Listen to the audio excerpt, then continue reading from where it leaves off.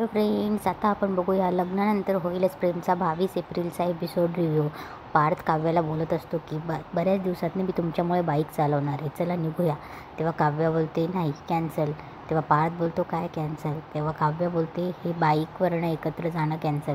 मी माझी जाते, तुम्हाला जिकडे जायचं तिकडे जा. तेव्हा पार्थ बोलतो अहो मी तुम्हाला सोडतो ना, जिथे जायचं तिथे सोडतो, मस्त स्पीडमध्ये सोडतो, चला. तेव्हा काव्या बोलते मी ॲक्च्युली दुसरीकडे जाते. तेव्हा पार्थ बोलतो दुसरीकडे किंवा तिसरीकडे, तुम्हाला जिथे जायचे तिथे सोडतो मी, चला. एकदम स्पीडमध्ये सोडतो, काळजी करू नका. तेव्हा काव्या बोलते नाही, मला वाट्यात माझ्या मैत्रिणीला पिक करायचे, मी ऑटोने जाते. तेव्हा पार्थ बोलतो तुमच्या मैत्रिणीकडे मी तुम्हाला सोडतो, मग तुम्हाला जसं जायचं तसं जा, अहो एकदम स्पीडमध्ये सोडतो. तेव्हा पार्थ बोलतो तुम्हाला विश्वास नसेल ना तर माझ्या बाईकचा स्पीड जीवाला विचारा, तो बऱ्याच वेळा बसलाय माझ्या पाठी.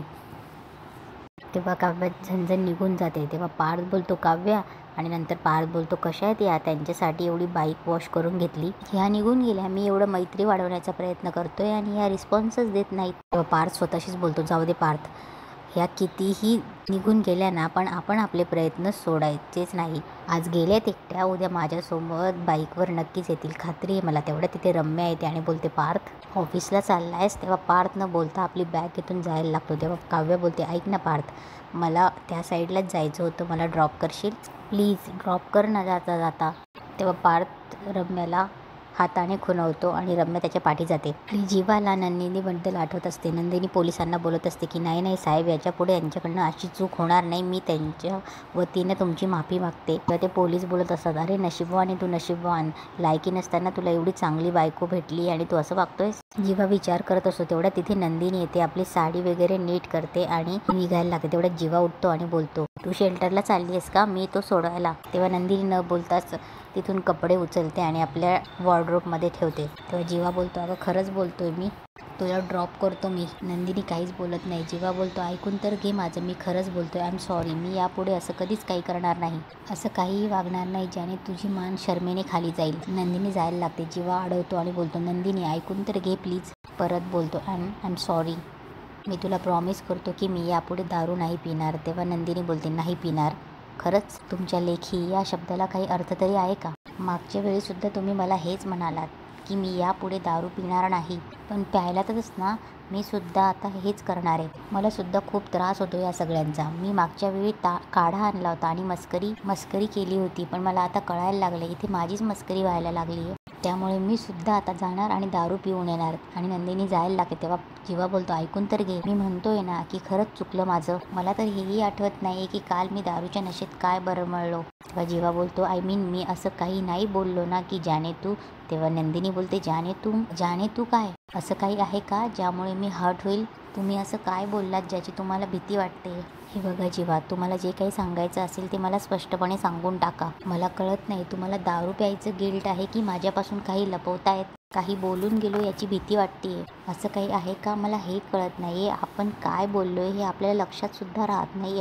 एवढी दारू प्यायचीच कशाला? हे बघा, तुम्हाला जे काही बोलायचंय ते तुम्ही मला स्पष्टपणे सांगू शकता. आता तुम्ही पण शुद्धीत आहात, मी सुद्धा शुद्धीत आहे. काय सांगायचंय तुम्हाला? कशाबद्दल बोलायचंय? आणि तुमच्याबद्दल, माझ्याबद्दल, की आपल्या लग्नाबद्दल, की अजून कुणाबद्दल? तेव्हा जीवा बोलतो हे बघ मी, तू कुठचा विषय कुठे घेऊन जातेस अगं, मला फक्त इतकंच म्हणायचं होतं की तुला वाईट वाटेल. तेव्हा नंदिनी बोलते मला वाईट वाटत नाही, सहसा गोष्टी मनाला लावून घेत नाही मी, पण तुम्ही हरवलत मला. काल रात्रीपासून आता या क्षणापर्यंत हे सगळं माझ्यामुळे होतंय का? माझा त्रास तर नाही होते ना तुम्हाला? इतकी वाईट आहे का मी? असं काय दुःख आहे तुम्हाला जे तुम्हाला माझ्याशी बोलता येत नाहीये पण दारूच्या ग्रासमध्ये बुडवता येते? अडकलात नाही ना माझ्याशी लग्न करून? जर तुम्हाला माझ्याशी लग्नच करायचं नव्हतं तर का लग्न केलं माझ्याशी? विचार करून करून दमले मी आता. रात्रभर डोळ्याला डोळ्या नाही माझ्या, मनस्ताप होतो, फार मनस्ताप होतो या सगळ्याचा. तेव्हा जीवा बोलतो I am really very sorry. तेव्हा नंदिनी बोलते सॉरी का? तुम्ही चुकलात असं वाटतं का तुम्हाला? नाही ना, तुमचं काहीतरी चुकलंय हे ज्यावेळी तुम्हाला वाटेल त्यावेळी सॉरी म्हणा. तेव्हा नंदिनी जायला लागते. तेव्हा जीवा बोलतो मला काय वाटतंय की आपण बसून बोलू. तेव्हा नंदिनी बोलते मला नाही बोलायचे तुमच्याशी. खरंच नाही बोलायचे, मला खरंच कळत नाही मी काय करू, असं काय करू ज्यामुळे तुम्हाला तुमच्या प्रश्नांची उत्तरं मिळतील आणि मला माझ्या प्रश्नांची. आणि नंदिनी निघून जाते. इकडे काव्या बाहेर आलेली असते तेव्हा तिच्या 2 मैत्रिणी तिला भेटतात आणि बोलतात, ही बघ काव्या. आणि काव्याकडे जाऊन बोलतात, काय ओ मोहिते मॅडम आहात कुठे? तेव्हा दुसरी मैत्रीण बोलते, अगं मोहिते मॅडम काय, देशमुख मॅडम बोल. तेव्हा ती दुसरी बोलते, सॉरी काव्या देशमुख मॅडम. तेव्हा बोलते ती, आणि हिच्या नवऱ्याचं नाव काय? तेव्हा दुसरी बोलते, पार्थ देशमुख. तेव्हा एक बोलते, बोलली मध्ये, तुला कोणी सांगितलंय मध्ये मध्ये पचकायला? तिचं लग्न झालंय, घेऊ दे ना नाव. तेव्हा एक मैत्रीण बोलते, नाव घेतलंच पाहिजे, अगदी प्रॉपर उखाणा. तेव्हा काव्या बोलते, वेड लागले तुम्हाला? तेव्हा काव्याची मैत्रिणी निघून गेल्यावर काव्या अनिशाला फोन लावते आणि बोलते की, अनिशा तुझा मामी भाऊ लॉयर आहे ना, त्याचा नंबर दे मला. इकडे जेव्हा किचनमध्ये येतो, किचनमध्ये माणिनी असते, जातो, पाण्याचा ग्लास भरतो, पाणी पितो. माणिनी बघतच असते त्याच्याकडे. तेव्हा माणिनी बोलते, तुला भूक लागली आहे का? तुला ब्रेड बटर देऊ का? एक काम कर ना, कचोरी आहे डब्यात, ती घे. तेव्हा जीवा बोलतो, नाही भूक नाही लागली. तेव्हा मायने बोलते, अच्छा मग तुला तो नवीन निळा शर्ट हवा आहे का? तो इस्त्रीवाल्याकडे गेलाय. तेव्हा जीवा बोलतो, शर्ट नकोय मला. तेव्हा मायने बोलते, शर्टही नकोय, मग काय कसं काय इथे येणं केलंस आपण? जीवा बोलतो, असं काय बोलते? तेव्हा मायने बोलली की, आता बघ ना, गेल्या दिवसात बघ ना, तू फक्त जेवणापुरतीच बाहेर येतोस, जेवतोस आणि मग आत निघून जातोस, म्हणून म्हटलं मी. तेव्हा जीवा बोलतो, सॉरी गेले काही दिवस जरा मी. तेव्हा मायने बोलते, इट्स ओके, सॉरी म्हणायची काही गरज नाही, बोल काय विषय. हे बघ, ज्या अर्थी इथे घुटमळतोयस त्या अर्थी तुला काहीतरी बोलायचंय, बोल रे, बोल. तेव्हा जीवा बोलतो, हा ॲक्च्युली मला फक्त विचारायचं होतं की बाबांचं आणि तुझं कधी कधी भांडण होत असेल ना, छोट्या छोट्या कारणांवरून. तेव्हा मान्य बोलते, हा हो होतं ना. तेव्हा जीवा बोलतो, मग तू बोलायला जातेस की बाबा बोलायला येतात? तेव्हा मांडणी बोलते, हे बघ, सुखी संसाराचे काही नियम असतात, युनिव्हर्सल नियम असतात. तेव्हा जीवा बोलतो, जसं की? तेव्हा मांडणी बोलते, जसं की बॉस इज ऑलवेज राईट. तेव्हा जीवा बोलतो, बाबा. तेव्हा मांडणी बोलते, नाही, बायको. घरात बॉस कोण आहे? बायको. तेव्हा जीवा बोलतो, बॉस बायको म्हणजे बायको नेहमीच बरोबर असते? तेव्हा मांडणी बोलते, बरोबर. त्यामुळे चूक कुणाचीही असली तरी माफी नवऱ्यानेच मागायची असते. तेव्हा जीवा थोडा शांत होतो आणि बोलतो, चूक नवऱ्याचीच असेल तर? तेव्हा मांडणी बोलते, तर मग हळद आणि पांढरा कुर्ता. तेव्हा जीवा बोलतो, म्हणजे? तेव्हा मांडणी हसते आणि बोलते, म्हणजे सांगते, पूर्वी तुझे बाबा सारखे चुका करायचे आणि सॉरी म्हणायचे, म्हणजे सॉरी म्हणायलाच हवं, पण कॅज्युअली सॉरी रे, चूक करायची सॉरी म्हणायचं, चूक करायची सॉरी म्हणायचं, याला काय अर्थ आहे? मग मी काय केलं, त्यांच्या पांढऱ्या शुभ्र कुर्त्यावर हळदीचा दाग पाडला, मुद्दाम. तेव्हा जीवा बोलतो, मग तू सॉरी नाही म्हणाली? तेव्हा मानिनी बोलते, म्हणाली ना, सॉरी म्हणाली. तेव्हा तुझे बाबा काय म्हणाले, या तुझ्या सॉरीने हळदीचा डाग जाणार आहे का? तेव्हा जीवा बोलतो, बरोबर. तेव्हा मानिनी बोलते, आता हे काय मला माहिती नव्हतं.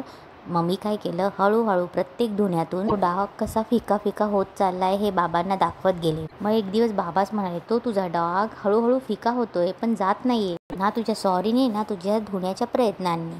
काही चुका अशा असतात जीवा, ज्यांचे डाग फिके होतात पण जात नाही. त्यामुळे असे डाग पडणाऱ्या चुका आपण करायच्याच नाही, काळजी घे आणि मनापासून सॉरी म्हणायचं. ज्या अर्थी तू मला हे सगळं विचारतोयस तर काही झालंय का तुझ्यात आणि नंदिनीमध्ये?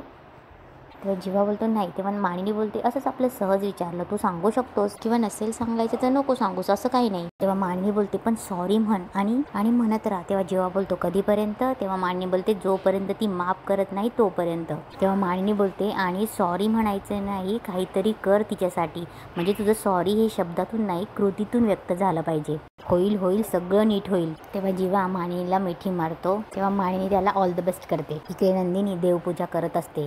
तेवढ्यात तिथे पार्थ आणि रम्या येते.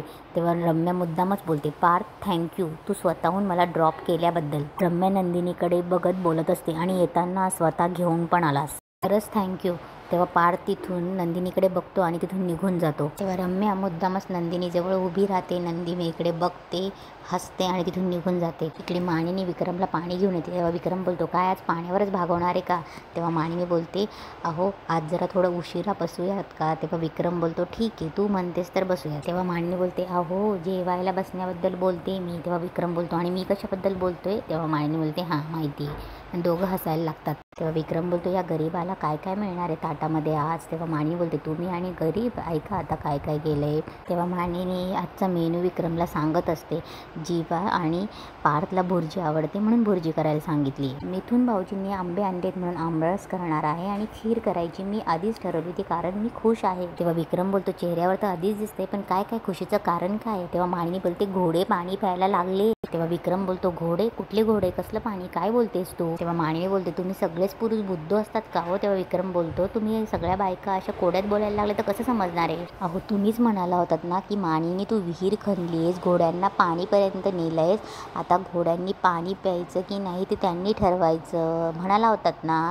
तेव्हा विक्रम बोलतो, अच्छा अच्छा. तेव्हा विक्रम बोलतो, म्हणजे आपले हे 2 घोडे. तेव्हा मानिनी बोलते, तुम्हाला माहिती आहे का, जीवा आणि नंदिनी बाहेर डिनरला गेले होते आणि ते दोघं बाहेर डिनरला गेले म्हटल्यावर माझी कळी खुलणारच ना. आणि आज तर कमालच झाली. तेव्हा विक्रम बोलतो, काय म्हणजे गजरा वगैरे घेऊन दिला की काय? नाही नाही, गजऱ्याची स्टेप त्याने केव्हाच क्रॉस केली आहे. आज जीवा माझ्याकडे आला होता आणि मला विचारत होता की जर भांडण झालं तर सॉरी कोणी म्हणायचं असतं. तेव्हा विक्रमला खूप आनंद होता आणि तो टाळ्या वाजवतो. तेव्हा मानिनी बोलतो, अहो टाळ्या काय वाजवतायत? लेकाचं सुनेशी भांडण झाले त्यांना कळलं तर. तेव्हा विक्रम बोलतो, अगं भांडण ही यशस्वी संसाराची पहिली पायरी असते. जिथे भांडण आहे तिथे प्रेम आहे, त्यामुळे भांडणाकडे कधीही निगेटिव्ह नजरेने पाहूच नाही माणसाने. भांडण सुद्धा मस्त कसं विड्यासारखं रंगलं पाहिजे. आता संसारात भांडण जितकं होणं महत्त्वाचं आहे तितकं ते सोडवणं सुद्धा महत्त्वाचं असतं हं. तेव्हा विक्रम बोलतो, मी समजवून येतो हं त्याला. तेव्हा मानिनी बोलते, मी त्याला समजवलंय बरोबर. तेव्हा विक्रम बोलतो, तू काय समजवलं असतील? तुम्ही बायका नेहमीच बरोबर असतात तेच समजवलं असशील. तेव्हा मानिनी बोलते की आता बरोबर तेच सांगितलंय. तेव्हा विक्रम बोलतो, म्हणजे आम्ही नवरी नेहमीच चुकीचा असतो का गं? तेव्हा मानिनी बोलतो, आता असता त्याला काय करणार? या बाबतीत तो खरंच चुकलाय असं मला वाटलंय, म्हणून मी त्याला सांगितलंय की ताबडतोब जा आणि सॉरी म्हण बायकोला. तेव्हा विक्रम बोलतो, तुझ्या सुनेची चूक असेल तर तिलाही तेच सांग, पार्शलिटी नको. तेव्हा मानिनी बोलते, आता याच्यावरून आपण भांडणार आहोत का? तेव्हा विक्रम हसतो आणि बोलतो, अगं जरा बघितलं, आपली भांडण्याची सवय अजून गेली नाही ना. तेव्हा विक्रम बोलतो, वा म्हणजे जीवाचं एकंदरीत उत्तम चाललेलं आहे. तेव्हा मानिनी बोलते, आता काव्याने थोडं नमतं घेतलं ना तर काव्य आणि पार्थचं पण छान होईल. तेव्हा विक्रम बोलतो, तथास्तु, सगळं ठीक होणार, सब अच्छा होगा. आपली नंदिनी किचनमध्ये असते तेवढ्या तिथे रम्या येते. तेव्हा नंदिनी काव्याच्या रूमकडे बघत असते आणि बोलते, ही काव्य कशी नाही आली अजून? तेव्हा रम्या बोलते, नंदिनी कुणाची वाट बघतेस? कुणी येणार आहे का? तेवढ्यात काव्य येते. तेव्हा नंदिनी बोलते, काव्या थांब, मला बोलायचं आहे तुझ्याशी. तेव्हा काव्या बोलते, बोल ना. तेव्हा नंदिनी बोलते, एवढी फोडणी देते आणि येते. तेव्हा रम्या बोलते, अगं तू जा हवं तर काव्याबरोबर, मी देते फोडणी. तेव्हा नंदिनी बोलते, नाही नको. तेव्हा काव्या बोलते, अगं ताई ती म्हणते ना ती फोडणी देते, मग तू चल. तेव्हा नंदिनी काव्याचा हात धरून घेऊन जाते आणि बोलते, चल तू. तेव्हा इकडे रम्या बोलते, आता ह्या भाजीसारखी तुमच्या संसारात पण मस्त फोडणी देते ना बघा. आणि इथेच आजचा एपिसोड संपतो.